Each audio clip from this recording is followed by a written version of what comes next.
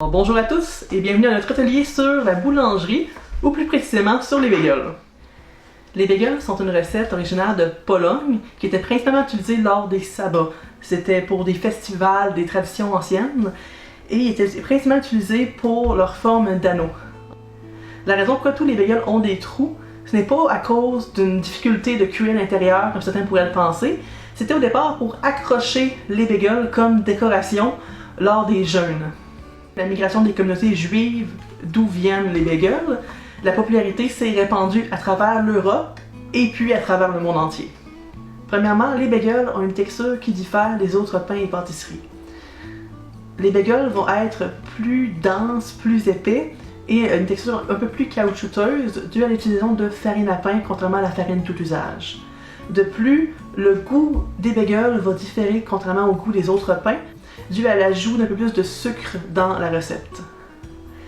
Finalement, la texture des bagels est aussi due à leur méthode de cuisson qui est différente de toute autre pâtisserie.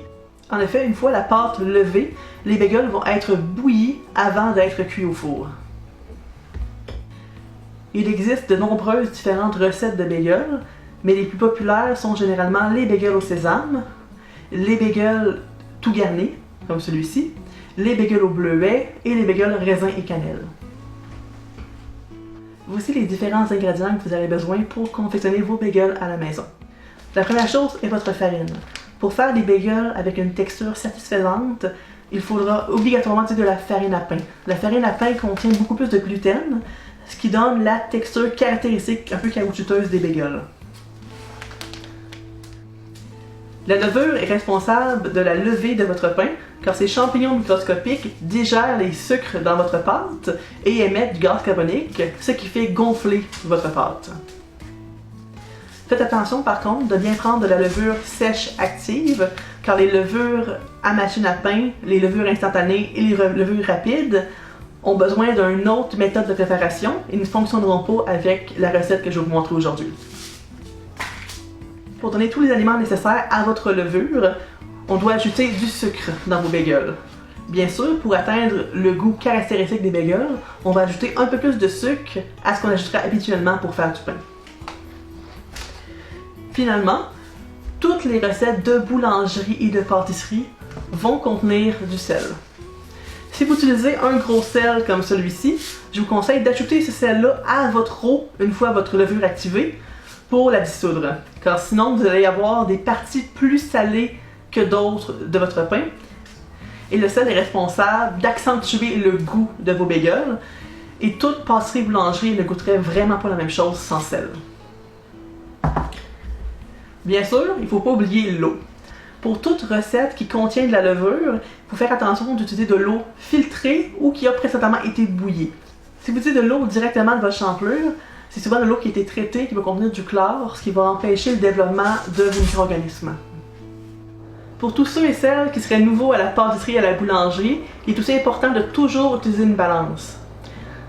La quantité de farine et d'autres ingrédients que vous allez utiliser dans votre recette est toujours indiquée en grammes, car si on vous dit une tasse, par exemple, la quantité que vous pouvez remplir dans un contenant comme celui-ci peut être complètement différente selon votre manière d'ajouter votre farine.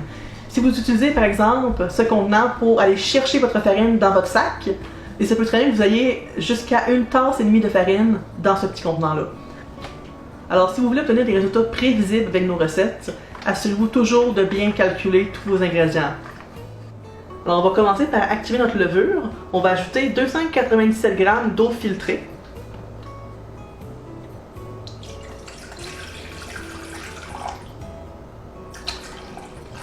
Dans notre recette aujourd'hui, on utilise du sucre blanc, mais il est toujours possible d'utiliser du miel, du sirop d'érable ou autre source de sucre.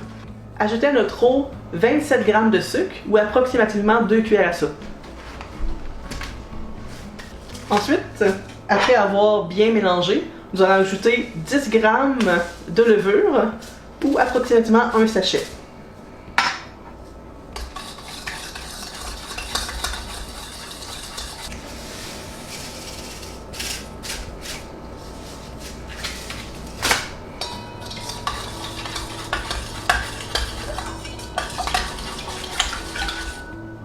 Bien mélanger et ensuite laisser reposer pendant approximativement 10 minutes pour que votre levure s'active. Vous saurez que votre levure est prête à être utilisée quand vous voyez des bulles à la surface de votre liquide. Pendant que notre levure s'active, vous pouvez ajouter 500 g de farine à pain à un grand bol.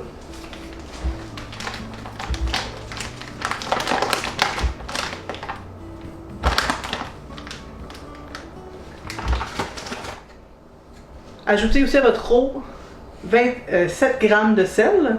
Si vous avez un sel fin, vous pouvez aussi l'ajouter directement à votre farine.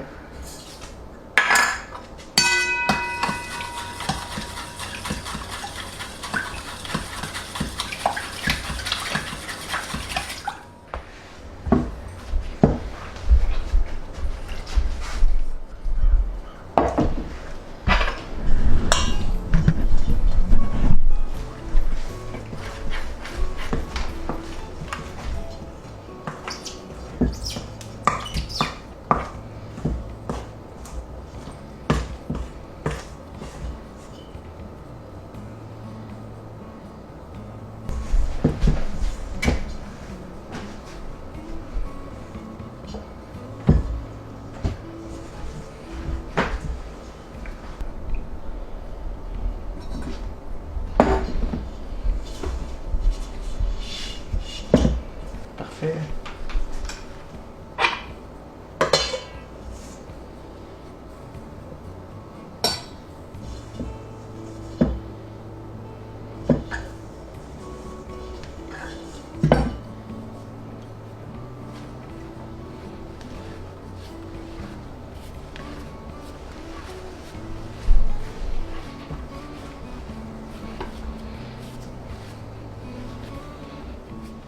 Petit avertissement, surtout si vous faites cet atelier-là avec des jeunes, évitez vraiment qu'ils mangent de la pâte crue, parce que toute farine crue peut contenir de l'eucolie.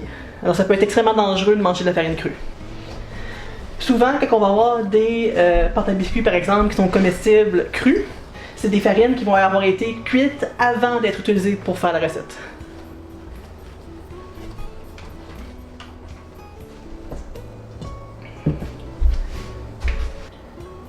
Couvrez avec un linge humide et laissez reposer pendant 1 heure. Pour notre mélange d'épices pour nos bagels, nous allons utiliser de l'oignon, de l'ail, des graines de sésame, du pavot et des fleurs de sel. Nous allons commencer par ajouter 2 cuillères à soupe d'ail haché.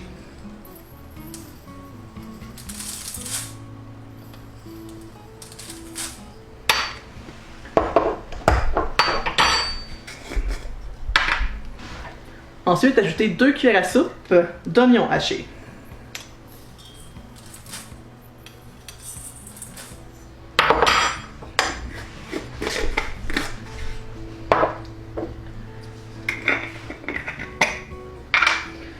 Ensuite, ajoutez 1 cuillère à soupe de graines de pavot.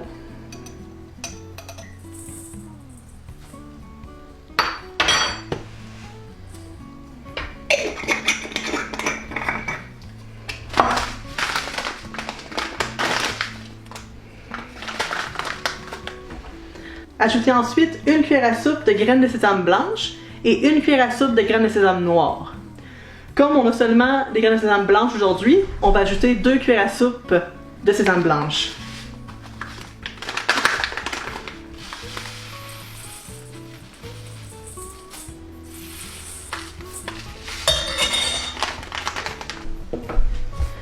Finalement, ajoutez 1 demi-cuillère à soupe de fleurs de sel.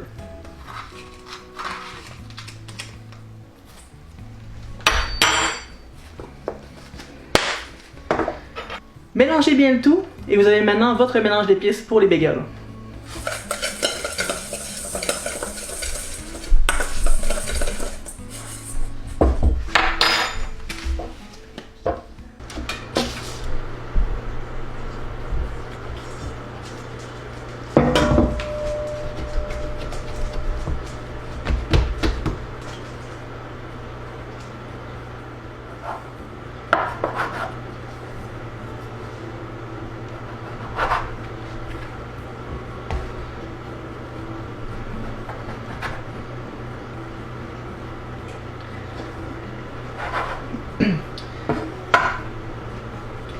Divisez votre pâte en 8 triangles égaux.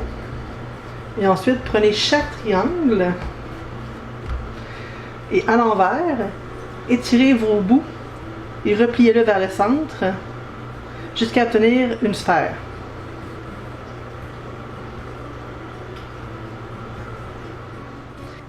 Tournez votre sphère à l'envers et sur une surface sans farine, et roulez votre balle de pâte jusqu'à obtenir une boule parfaite.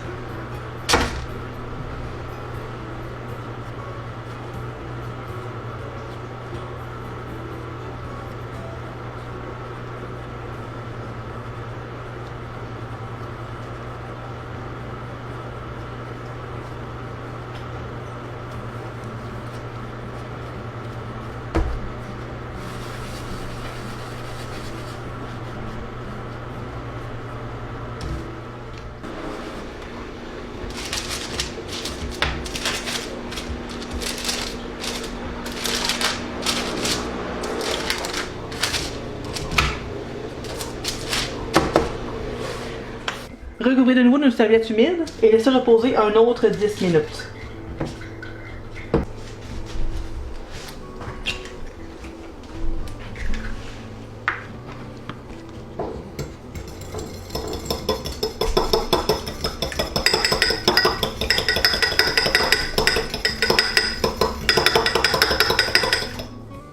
Pour faire vos trous, commencez par enduire votre pouce et votre index de farine pour éviter que ça colle. Et ensuite, je vais prendre les autres morceaux. Et ensuite, avec votre pouce et index, pressez légèrement en faisant des petits cercles au centre jusqu'à ce que vos doigts se touchent. Ensuite, prenez vos deux index et tournez et étirez jusqu'à avoir un trou. Gardez en tête que votre bagel va épaissir lors de sa cuisson, alors un trou comme celui-ci, c'est amplement suffisant.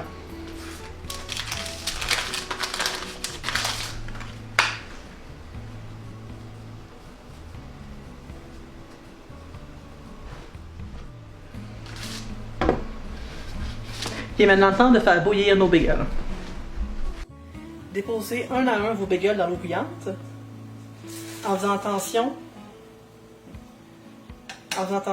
qu'ils ne se touchent pas.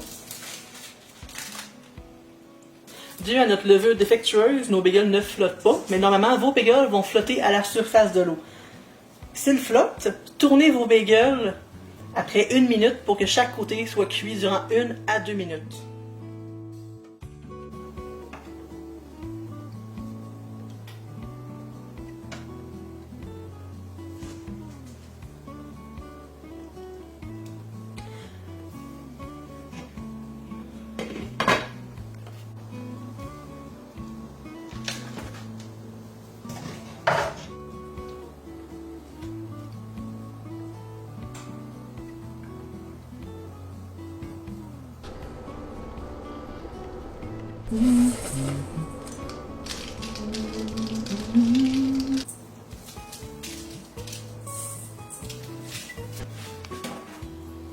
Il ne reste plus qu'à cuire au four pendant 20 minutes.